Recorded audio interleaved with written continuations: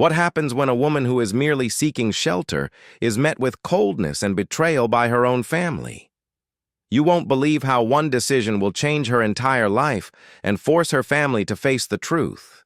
The kitchen in the house was as old as Sophia's entire life. A narrow window with a peeling frame let in a dim light that barely illuminated the table, which was littered with crumbs from yesterday's bread and stains from old jam. The air was heavy, the smell of mold mingling with the faint aroma of bay leaves that Sophia had put in the pot of soup. She stood at the stove, carefully stirring the thick soup, trying not to make any noise. At that moment, the kitchen was unusually quiet, as if the walls themselves were holding their breath. Her face reflected the fatigue that had accumulated over years of quiet patience. But despite everything, her eyes burned with a gentle determination. Sophia was cooking for her son, a simple meal, but with a care that couldn't be bought and was so often ignored by others. As a child, she had learned to make a lot out of a little, and that lesson was now saving her family from hunger and ruin. Suddenly, a quiet rustle came from the living room. Her father, Matteo, entered the kitchen like an uncertain ghost. His gaze fell on the pot and lingered there for a second too long. Without a word, he sat down at the table where his mother, Lucia, was already sitting with her lips pressed together. None of them smiled. None of them asked how Sophia's day had been. "You're wasting time on this food again," Lucia said coldly, breaking the silence. "You could find a job instead of standing at the stove as if nothing else matters." Sophia froze for a moment, feeling something tighten in her chest. Her hands, which had just been gently stroking the wooden spoon, suddenly became heavy. She wanted to respond, to argue, but the words got stuck somewhere between fatigue and pain. Instead, she quietly put the spoon on the table and looked at her son, who was sitting in the corner, hugging his knees. "I just want him to have something warm in his stomach," Sophia whispered, trying not to raise her voice. "Is that too much to ask?" In response, there was only a deafening silence and a look from her father, who seemed to see her not as his daughter, but as another chore that could easily be gotten rid of. He turned away, as if hiding his own disappointment. At that moment, Sophia felt all her fatigue turn into a quiet but deadly pain. She was there, but no one noticed her. She tried to love, but all she felt was coldness and indifference. The room, which should have been a place of peace, became an arena of unspoken resentment and hidden cruelty. Suddenly, there was a knock at the door. Sophia flinched, as if it were a call for change that she was not yet ready to accept. But when she opened it, there stood Maria, her neighbor, with a frightened look on her face and a little girl in her arms. Her eyes reflected a hope that Sophia immediately felt, but even that feeling was not enough to warm her frozen soul. The house that had long since ceased to be a home was about to change. But for now, the kitchen was filled with only cold, mixed with the smell of bay leaves and the bitterness of unfulfilled hopes. Sophia took a step toward what would change everything, not even suspecting how deeply this road would lead through pain and betrayal. What happened next changed everything. You won't want to miss how it unfolded. Sophia sat at the table, clutching a cup of cold tea in her hands. Her gaze fell on an old photograph in a frame on the shelf by the window. It was of her whole family, but their faces seemed not just distant, but covered with a veil of time and oblivion. Memories flooded back like cold rain.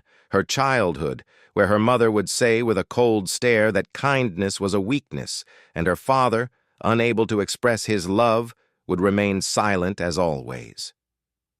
"You've always been too soft. That's why they walk all over you," echoed the words her Aunt Elena had said a few days ago when they were arguing in the kitchen.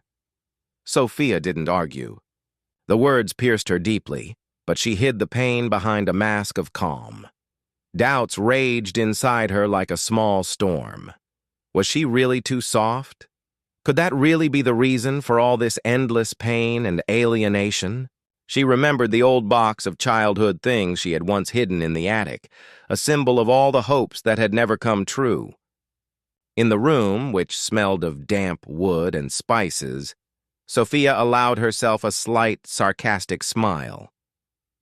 Of course, if being soft means lying at everyone's feet and waiting to be crushed. She leaned back in her chair, feeling the weight of the unspoken, words that had haunted her since childhood. Outside the window, dogs began to bark, a simple sound, but at that moment it seemed to her like an echo of her own inner turmoil. The family that could have been her support was more a source of wounds and disappointments. Sophia understood that this struggle was not with a specific person, but with a system of values that had built walls around her soul. She looked at her reflection in the window, a tired face with quiet determination in her eyes. This was not a story about breaking down, but about finding strength in pain. Perhaps gentleness is not weakness at all, but the ability to live despite everything, Sophia thought, although the voice inside her whispered something completely different. Her thoughts carried her far away, to a place where she could still believe in herself, and that this family, despite everything, could become a place where she wouldn't have to be afraid to ask for help. The house where Sophia lived was more like a lost island, cut off from the world by walls and silence. Every day began the same way, with a lingering glance from her father, who was slow to speak and never knew how to say the most important thing, that he loved her. Mateo sat in a chair by the window, his eyes darting around as if searching for something long lost, his mouth silent, as if afraid to open the door to his memories. His mother, Lucia, occupied the center of the house and was at the same time its coldest shadow. Her voice, sharp, sometimes harsh, but always filled with discontent, broke the eternal silence of the kitchen. "That stew again? You could find a job instead of sitting around like a queen who everyone has to serve," she said once when Sophia had just put the plates of soup on the table. Sophia said nothing. Her answers were rarely loud, more like quiet sighs and shrugs. Her sister Anna was like a ghost, always standing apart, with tired eyes and a discontented grimace, hiding resentment in every word. In their family, love seemed to have drowned in routine, and the habit of being together had turned into invisible chains that held them in check. Every evening began with short phrases that seemed ordinary but carried a dull pain. "You haven't achieved anything again," Lucia would say, and Mateo would just stare silently at the floor as if saying goodbye to someone who hadn't left yet. The house smelled of sweat, old wood, and crushed hopes. Sophia knew that everyone here had their own wounds, but the silence made them even deeper. She longed for even a drop of warmth and recognition, but instead she received only coldness and indifference. One day, when Anna left her plate untouched, Sophia decided to say something simple but heavy. "Why aren't you eating? We're family." Anna looked at her with contempt and replied as if they weren't family but strangers. "Because it's not food. It's a reminder that we're prisoners here." At that moment, Sophia felt something inside her break.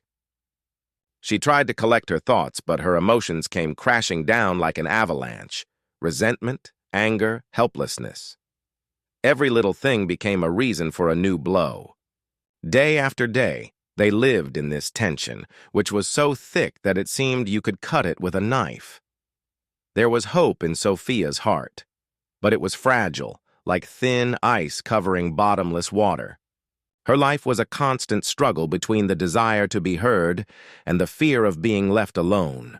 And all this in a house where every day was repeated like a quiet but cruel torture. An ordinary evening in the house turned into the beginning of change when there was a knock on the door, quiet but insistent. Sophia, still holding the spoon in her hand, froze, feeling her heart begin to beat faster. Standing on the threshold was Maria, her neighbor, with a frightened look on her face and a little girl in her arms. The girl clung to her as if she were her only support in this cold world. "Sophia," Maria began, her voice trembling. "I don't know where else to turn. I have no choice. Can we stay here for a while?" "Just shelter until we find another place." In a house where everyone was used to constantly fighting for their place, a request for help sounded like a challenge to the system that held everyone hostage to old grudges and unspoken words. Sophia couldn't say yes right away, but she couldn't reject Maria either. There was a genuine plea for help in that woman's eyes. Her father, standing in the shadows of the hallway, grunted and glanced at Maria. "Are you out of your mind? We have enough problems of our own." His voice was indifferent, but it was as sobering as the cold wind outside the window. Her mother approached the door, her lips slightly pursed, and with barely concealed anger in her voice said, "We're not a hotel. We don't have room for strangers in our house." Sophia stood between them and Maria, feeling two forces struggling inside her, compassion and fear. She knew that letting in not just a neighbor with a child would cause a storm. The whole family structure, habits, unspoken rules, everything could collapse. But there was so much hope and despair in Maria's eyes that it seemed impossible to refuse. Sophia took a step forward, and the silence that filled the room became the loudest voice in the house. At that moment, she did not yet understand that this decision would turn her whole life upside down, reopen old wounds, and force her to face herself. After Sophia allowed Maria and her daughter to stay, the house seemed to fill with a new, unfamiliar air, damp and tense. In the evenings, when everyone went to bed, Sophia remained alone in the kitchen, the same questions running through her head. Am I doing the right thing? Will I be able to endure this battle? Her thoughts were intertwined with the voices of her relatives, who were quick to show their dissatisfaction. Her mother, Lucia, reminded her from morning to night that there was no place for strangers in their family, that everyone was on their own. Her father was silent, but his cold glances spoke louder than words. Her sister Anna avoided Maria as if she could infect her with her despair. "You're meddling where you're not wanted again," Lucia said one morning without looking up from her work. "Maybe it's time you stopped being so weak. Family is a fortress, not a place for strangers." Sophia sighed inwardly, allowing herself a sarcastic comment. "Yeah, right. A fortress with no windows or doors, where the air is stale and nothing grows." But aloud, she said only a quiet, "I just wanted to help." Every encounter in the house reminded her of a battlefield where there were no winners, only wounds. Her heart was torn between the desire to support those around her and the fear of losing what little she had left. She understood that if she backed down now, she would lose herself forever. If she went forward, she might destroy the fragile peace of her family. The choice seemed impossible. In moments of despair, Sophia returned to old memories, to words spoken in childhood, to looks full of indifference. And again she heard in her head, "You've always been too soft." But now these words sounded different, not as a reproach, but as a challenge. She stood at a crossroads where every step was painful and every hope was worth its weight in gold. The decision was made on one of those evenings when the house seemed particularly cold and empty. Sophia gathered a few things into a small bag. Not much, but enough to feel the taste of freedom and, at the same time, the weight of the unknown. Her hands trembled slightly, her heart pounded loudly in her chest, but there was no turning back. She approached her parents and said quietly but firmly, "I'm leaving. Not forever. But I need space to figure out who I am and what I want. To help not only others, but also myself." Her father grimaced as if he had heard a sentence and remarked coldly, "It's your choice. No one is forcing you." Her mother snorted, interrupting, "You're just running away from your problems as always. Don't count on us." The words hurt Sophia more deeply than she could admit, but inside she felt a sense of liberation, as if chains were breaking. Her sister Anna simply turned away without saying a word, and that silence was stronger than any accusation. Stepping outside, Sophia felt the cool evening air envelop her as if promising a new chapter. She knew it would be difficult, but there was no turning back. It was the first step toward change, toward fighting for herself, for the right to live without constant reproaches and the shadow of the past. In her new place, a small rented room, Sophia felt like she was in another world, foreign and free at the same time. There were no reproaches or cold stares, only simple things: creaky floors, the smell of dust, and the warm sun shining through the curtains. Daniel, an old acquaintance from childhood who once lived next door, became her unexpected support. They met by chance, and it turned out that his calmness and simplicity were exactly what Sophia had been looking for so long. "You don't have to decide everything right away," he said one evening as they drank tea and looked at the city lights. "Sometimes it's enough just to be yourself and give yourself time." Her conversations with Daniel were like a breath of fresh air, honest, warm, without pressure or reproach. There was no sarcasm in his words, only understanding and support, which she so desperately lacked at home. He didn't pressure Sophia or offer easy solutions. He just listened, and it was this listening that was so rare and valuable. Talking to him, Sophia began to see herself from the outside, a woman who had kept pain and fear inside for too long, but was now ready to try to live differently. These moments became a breath of hope for her, small islands of light in an ocean of uncertainty and anxiety. In her first days in her new place, Sophia allowed herself not to think about what she had left behind. She opened the window in her tiny room to let in some fresh air and felt light for the first time in a long time. Here, she could breathe, even if her anxieties still lingered deep inside. She walked the streets, explored the neighborhood, and met new people, simple and uncomplicated, but with kind smiles and open eyes. With each passing day, her inner world rose a little from the ashes of her past grief. She especially cherished her conversations with Daniel. He told her stories from his childhood, funny and sad at the same time, and Sophia laughed, genuinely, without restraint. In those moments, she felt alive.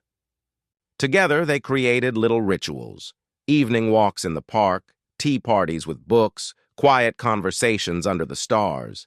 It all seemed simple, but for Sophia, it was like a sip of water in the desert. But even in these bright moments, a shadow of tension never left her. Every time Sophia received a phone call or heard footsteps on the stairs, her heart skipped a beat. The fear of old problems returning prevented her from completely relaxing. Hope lived in her heart, but so did caution. She knew that nothing would change on its own and that she still had a lot of pain and struggle ahead of her. Nevertheless, these days were her first real taste of freedom and choice. She began to understand that life was not only about struggle and fear, but also about moments that gave her the strength to go on. That day began like any other. But when Sophia received a letter, her heart sank with an inexplicable feeling of foreboding. The letter was from someone she had been trying to forget for a long time. Someone whose name still echoed in her mind, stirring up a storm of emotions. The letter revealed long-hidden circumstances, a truth that Sophia was afraid to accept. She sat on the floor in her room, the soft yellow paper showing through her fingers, the words feeling like cold knives cutting through her memories. It wasn't just a family secret. It was a blow to the heart, opening wounds that seemed to have healed but were actually just numb. Sophia realized that her life would never be the same again. Everything she knew about her family, about herself, about those close to her, was now in question. Thoughts swirled in her head, questions without answers, and a disturbing feeling of betrayal. The letter made her rethink many things: old grudges, things left unsaid, perspectives that now took on a different meaning. At that moment, Sophia felt like she was standing on the edge of a precipice with no way back.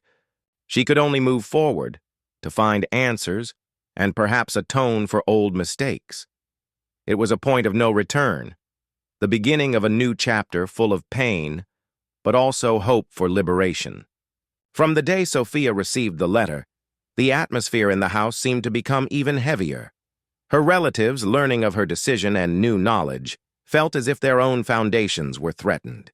Every glance became sharp, every word a poisonous blow. Her mother, Lucia, openly criticized Sophia for digging up the past and reopening old wounds, as if her peace of mind depended on forgetting. Her father, usually silent, now refused to discuss anything, and her sister Anna, not hiding her irritation, limited any communication. "You've brought us to the brink," Sophia heard one evening. "Stop looking for someone to blame." Social pressure and condemnation from neighbors and relatives only added to Sophia's burden. It seemed as if the whole neighborhood had turned against her, and inside Sophia, a feeling of loneliness and despair grew. At times she had breakdowns, tears, sleepless nights, and a deep anger toward the world and herself. She understood that it was not only her family life that was falling apart, but also her own inner peace. Every day became a test, not only of her strength of spirit, but also of her ability to preserve herself in a whirlpool of conflict and betrayal. And yet, despite the pressure, Sophia's understanding grew. She could not give up. The fight was just beginning. The house was silent again, but now it was not just silence. It was an emptiness that suffocated Sophia from within. She sat on the floor of her room, her eyes empty, her shoulders slumped, as if all the life had drained out of her along with the last drop of hope. The photograph she had carefully preserved was torn in two, a symbol that her past could never be put back together again. Her hands trembled as she threw the pieces on the floor, her chest tight with pain and helplessness. The voice that had always tried to support her now sounded like an echo in an empty corridor. "You expected too much. It was a mistake to think that anything would change." Lonely and lost, Sophia felt the walls she had built around herself begin to crumble. All her strength was gone, and ahead of her lay only uncertainty and fear. At that moment, it seemed as if the light had gone out forever, and there was no hope of salvation. Sophia lay on the bed, staring at the ceiling, where shadows intertwined like reflections of her confused thoughts. A real storm raged inside her mind, questions without answers, resentment, doubts. "Who have I become?" she whispered to herself, feeling her voice break into pieces. Everything that had once seemed important was now dissolving into dusty memories. What do I really want? Love? Acceptance? Or just peace? Scenes from her childhood flashed through her mind. Moments when her mother looked away, her father was silent, and her sister turned her back on her. These memories were like dark spots on the bright fabric of life. The voice that had long since disappeared, her grandmother's words about strength and loyalty, now sounded like a barely audible whisper. Sophia listened to them, trying to find even a shred of strength, and suddenly, in the midst of this darkness, a quiet revelation came, not dramatic, but calm and clear. She realized that she couldn't change the past, but she could change her attitude toward it. That her path was not a struggle with her family, but a struggle for herself. It was the beginning of a new understanding, a quiet admission. In order to move forward, she had to forgive, not for others, but for herself. Sophia got up from the bed, as if straightening up both inside and out. Her gaze became clear, and her heart became firm. She no longer sought salvation from others. She decided to save herself. This choice gave her unexpected strength, even though only difficulties lay ahead.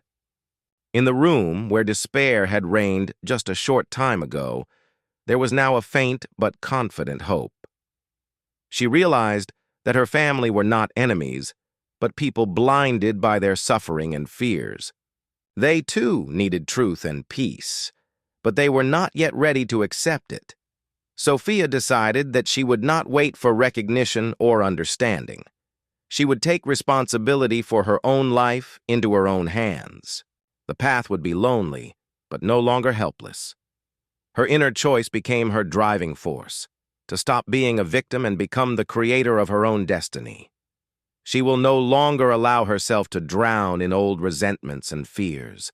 With each step into this new phase, she felt the stones falling from her soul one by one. It was not an instant healing, but a long journey.